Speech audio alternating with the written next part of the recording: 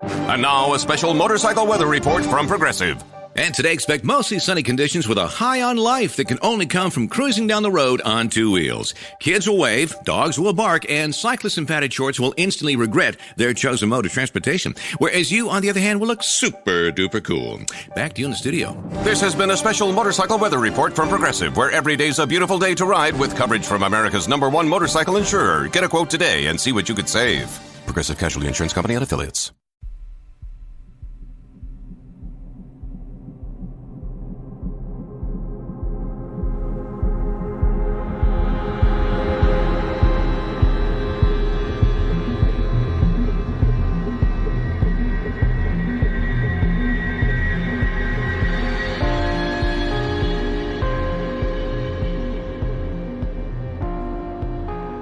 Hello and welcome to 31 Days of Terror, day number 1. It is the 1st of October, it is spooky season, and what better way to celebrate spooky season than to have 31 days of spooky, awesome listener stories. Just to give you guys a little breakdown as to how things are going to go for this month, we are going to do 31 days of listener stories. There will not be main episodes for the month of October, but there will be Patreon episodes as per usual. And speaking of which, I would like to thank some very important new Patreon subscribers. So I would like to thank Carolina W, Lee Lewis, Deb, Ashley Iaflice, Matthew Trier, Nicole Galagos, Rebecca, Shannon Patrice, Brittany Andrajak, Yarit De Leon, Mark Chandler, Stephanie, Katie Mullen, Carolyn Kay, Jin Spooks, Carla Ramos, Jennifer Wilson,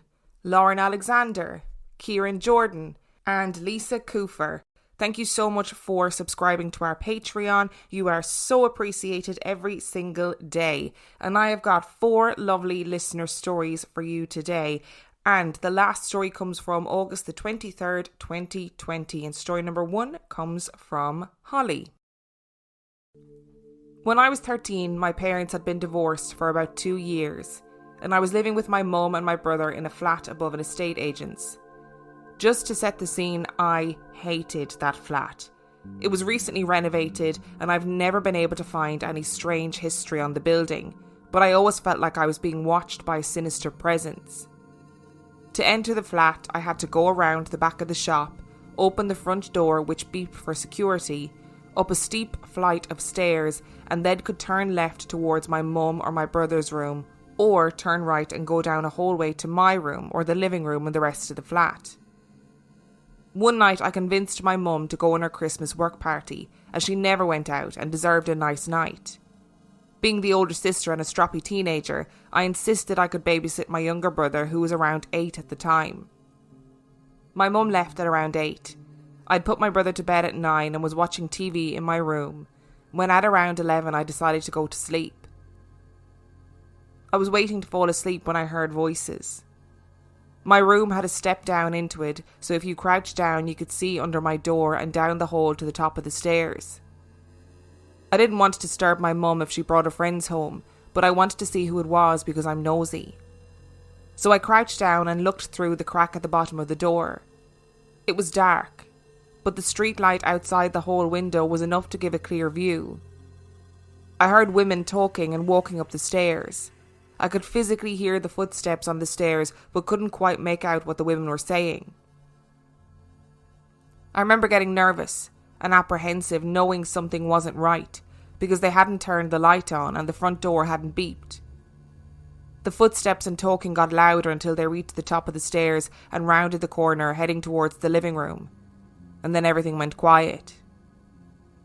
My heart was beating so fast I could hear it in my head, because all the time I tracked the women talking and walking, I saw nothing. Not a damn thing. And that's when I really panicked. I called my mum, thinking maybe they quickly jumped from the stairs to the lounge when I blinked, desperate to think of some rational excuse. But when she answered, she was still at the party and asked if everything was okay. I lied and said everything was fine, because what else do I say? No, I'm not okay, there's invisible women in the house. I never heard the women again, so I don't know whether it was a record of the past instead of a haunting, but either way I was glad when we moved out. Fast forward to university. I was in bed watching Most Haunted at around midnight. Just to clarify, I don't believe Most Haunted is real. It was just fun to watch people jump and run around over a tap that you never heard. So anyway, I was in bed in the dark with my back against the wall adjoining my ensuite. The door to the ensuite was open and was down a small hallway to my left, and I was backed into a corner with a wall on my right. Just as the episode was getting a bit tense, I thought, shit, I should have shut the bathroom door. What if a monster jumped out from the pitch black? When I shit you not, the goddamn bathroom light came on. Not gonna lie, I think a bit of me died in that moment. The bathroom light was a flick switch outside of the bathroom, so wouldn't go on by itself and never had before. I did what anyone would do and called my mum.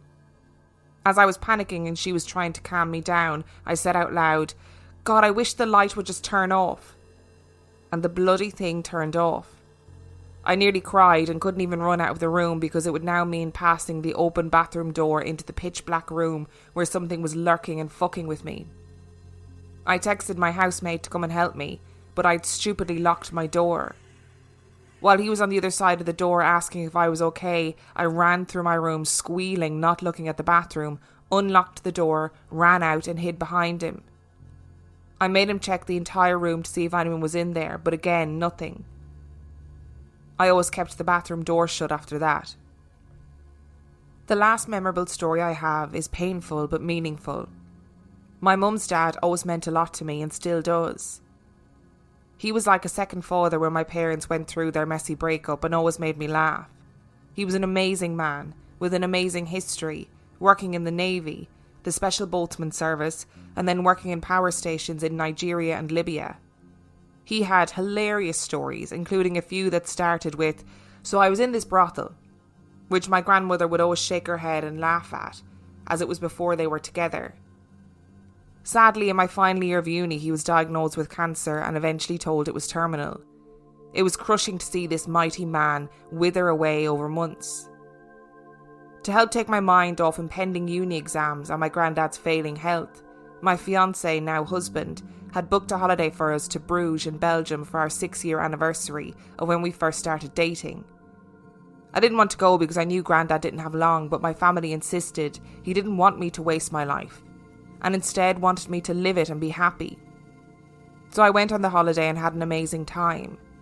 That was until the 6th of January 2016, the day of our 6-year anniversary.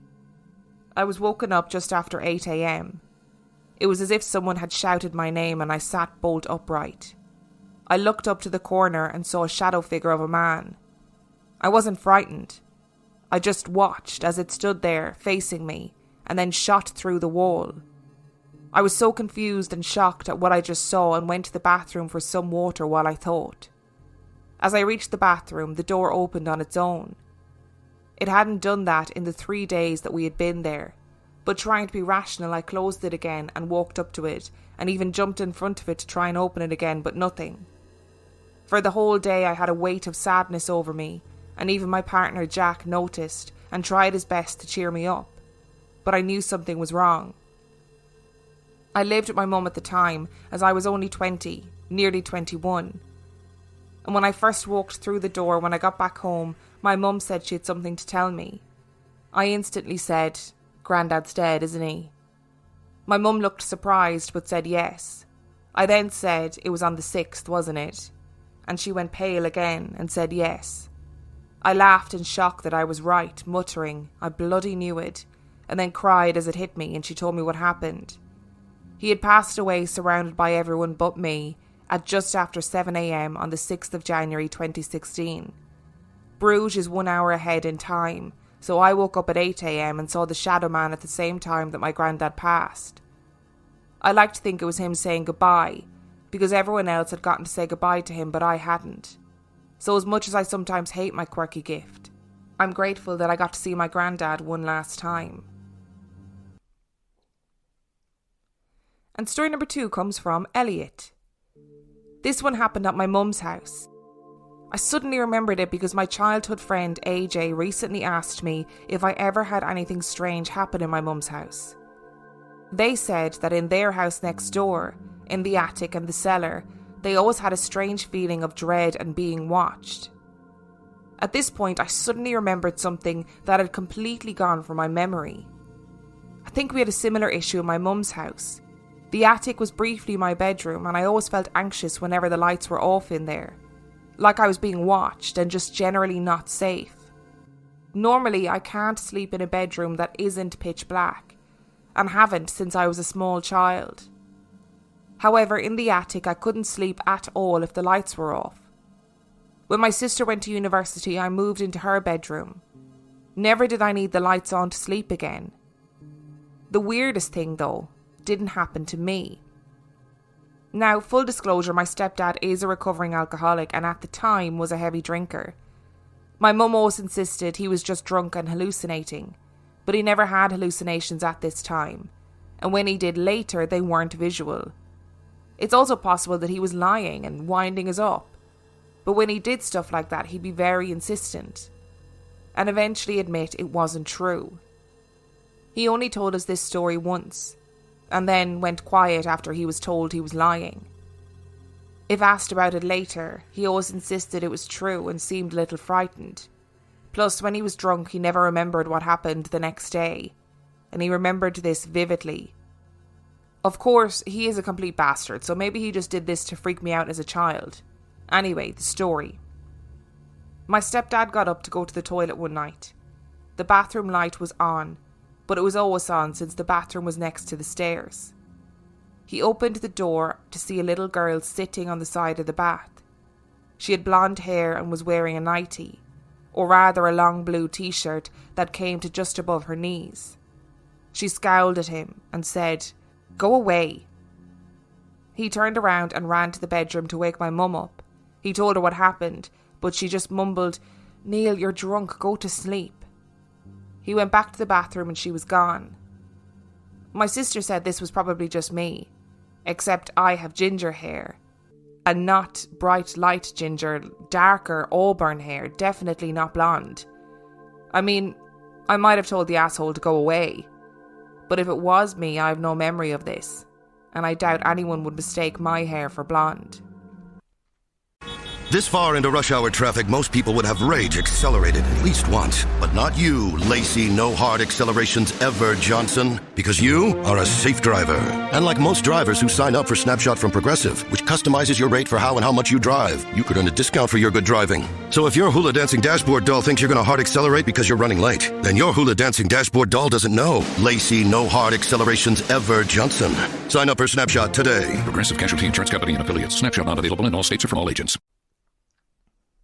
And story number 3 comes from Kaylee. When my grandpa died, my grandma was obviously devastated. They had been married for nearly 60 years and were always known as Jack and Trudy. Never just Jack or Trudy, they were always together. The morning he died, my grandma had slept in uncharacteristically. She then heard the voice of my grandpa say, "Well, Trudy, you going to sleep all day?" which woke her up. She wasn't scared by it, comforted actually. My second grandpa's story is that with my grandma in her 80s, she couldn't take care of her home without my grandpa. She had hired some gardeners to help with the backyard. One of the gardeners had seen my grandpa watching them from the sunroom. After work, one of the gardeners asked where the mister was so he could say goodbye. The other gardener replied, "The mister's not here, he's dead." And that poor gardener never came back. The night my other grandmother passed away, I knew before I came home from a slumber party that she had died. I just had a weird feeling. Years later, I had a dream in which I saw my grandmother. I just grabbed her around her legs and was crying and saying how much I missed her. She hugged me and told me that she missed me too. That dream didn't seem like a regular dream. I have never since dreamed about a deceased family member. I truly believe that she visited me and comforted me. I used to have deja vu a lot, like not just regular deja vu, but I knew what people were going to say before they said it. I've since grown up and haven't had it in about 20 years, but the one time that freaked me out was as follows. I was working out at the gym, riding the bike. One of my mom's friends walked by and I said hi. As he walked away, I remember feeling so sad. So sad for this poor man. I felt really, really bad for him. But then it just clicked that I had no idea why I felt so bad for him. I can't remember how many days passed. I want to say it was about a week, perhaps even a month. But he had gotten into a fatal motorcycle accident. I knew then that that was why I felt sorry for him. That was a very strong case of déjà vu, which I haven't had since. I did once have a dream my coworker was pregnant with a girl. After I told her that dream, she told me I was crazy, even though she had just recently found out that she was pregnant and hadn't even told her family yet. My mom has not seen any ghosts. She has smelt them. She has smelt her deceased grandfather's cologne in her car. She has smelt pipe smoke in her bathroom from my deceased grandfather. She told him he was welcome to stay, but he couldn't smoke. My parents have seen shadows in their hallway. I lived in that house forever and nothing had ever happened. Not my mom, but a boyfriend came over once and said there was an old man in the house and he didn't like him. Which sounded about right because my grandfather was a bigot and my boyfriend was Mexican. My mom's cousin and her family live a few blocks away from us. My mom's cousin wakes up in the middle of the night for no reason one night, just struck with fear. She woke up and looked into her hallway where she can see the bedroom doors of her two children. She sees something standing in between the two children's doors. She could see its back, so it was facing the children's rooms like it was choosing. She was finally able to move and woke her husband, who saw the figure too. In the morning they talked about how they weren't going to let the kids know what they saw because they were both under 10 at the time. When the kids came to the table for breakfast, they asked if their parents had seen the purple monster in the hallway the night before too. My first job was as a dishwasher at a restaurant, which was located in one of the city's first buildings that was built in the 1800s. No one told me about anything scary that happened to them until I told them what I experienced. It was after work, after lunch, and I was washing the dishes in the kitchen alone when I heard someone calling my name. I turned around and no one was there, so I walked down the hallway to the office where everyone, the restaurant manager and waitresses were. I asked what was up, who needed me. They all looked at me with big eyes and said, "No one. We've been here the whole time. But there is a ghost in the building, and if you've worked here long enough, it will call your name." I had also seen a shadow behind me, only to turn around and find that I was alone. Apparently the waitresses and the cooks had also heard their names and seen shadows to discover that they were alone too. Another time I was at a restaurant with some friends when I had to use the bathroom. I was in a stall minding my own business when I heard the door open and see the shadow of feet walk by me under the stall door. I heard the door shut, but that was all I heard. Nothing after that, no sound. I freaked out and decided to look under the stalls, but there were no feet. No one was in the bathroom but me. I couldn't wash my hands and get out of there quick enough. I've only been back a few times, but I've never used the bathroom since. And story number 4 comes from Rebecca. My name is Rebecca and I grew up in San Diego, California and still live near there after 45 years. I will try to make this long story a short one so it's not too painful. The only person in my family that believed in the paranormal is my mother. I never experienced ghosts and spirits as a child, but do vividly recall strange experiences. I suffered horrible nightmares as a child, so bad that my parents had to rock me to sleep after because I would be so shook up. I also remember having out-of-body experiences, like I was in a new body or something, and I know that sounds so strange. After my first son was born, I worked for a lovely doctor who practiced something called soul memory. She invited me one weekend over to her house for a session. I was skeptical and honestly felt really silly. After the session, she asked me if I knew anyone that died. At the time, I only knew people I grew up with in high school. Keep in mind, this woman didn't know anything about my past. We literally only worked a short time together prior to our visit. I said, "I had some acquaintances from school, but that's all. Do you have a name?" She sat there with her head down and used a pendulum while listening to my guides and said Sherry. I was blown away. This was a young girl I went to middle school and high school with. She was killed when she was 16 years old in a car accident. I went to her funeral. I remember sitting at the back of the church and just knew she was present and felt very calm and peaceful. The doctor told me that sometimes spirits don't go to the light and they stay around. She called them earthbound spirits that connect to the living. I guess she was connected to me for many years, and in fact I think she protected over me a bit. But that's a longer story. She told her to go into the light, and I was feeling so awkward at that moment. She also told me that I had many lives and had to be careful about getting pregnant again because many spirits were trying to come back. I got pregnant with my second son a few months after my session. Before my second son was born, my eldest, my husband and I lived in a small condo. This was my grandmother's. She was alive at the time but lived with my father so he could care for her. My son was under the age of 3 when we lived in this place. He would always come to me and say his toys moved in the middle of the night. And one night he and I were watching TV on my bed and he said, "Daddy is home." I looked over into the hallway and saw nothing. I made sure no one else was there and my husband confirmed he was still at work. I asked him what he saw. He said he saw a man in the hallway that looked like he was wearing a tall hat. No one died in that house. My grandmother was the original owner.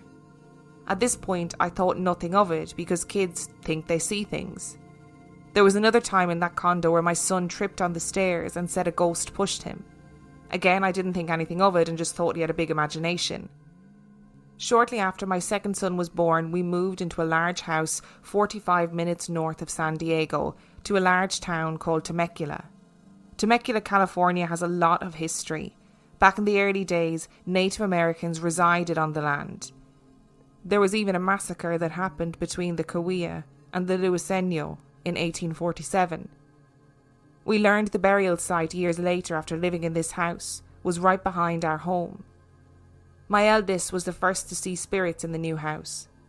He would say, "Mommy, they look like they lived in the old days." And he would even see a dog in the house, when we didn't have any animals at this time.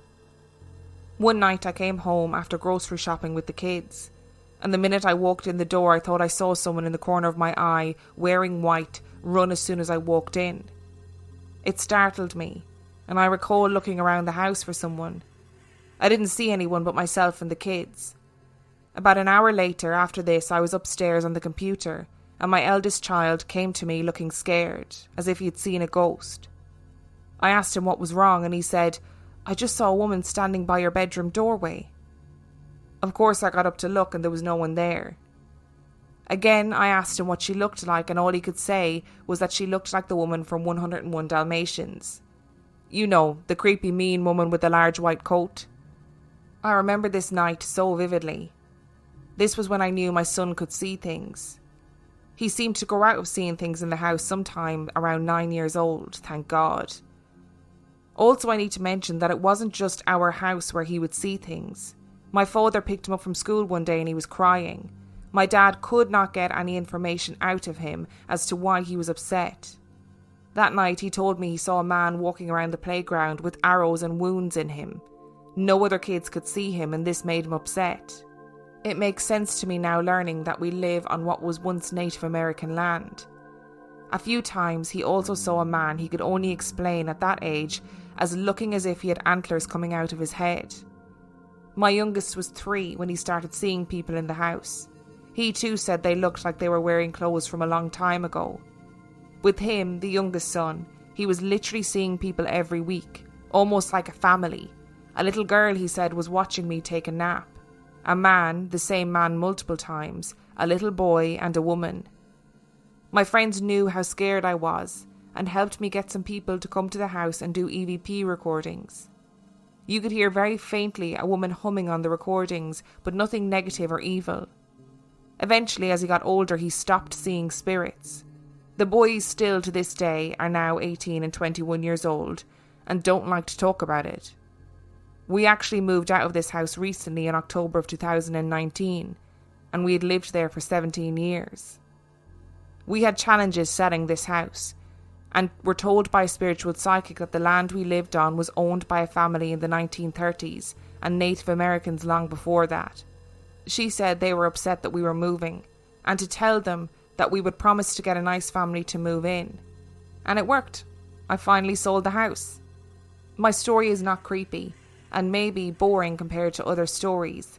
I just wanted to share that I do believe there are good spirits that connect with us, and maybe even enjoy being around us.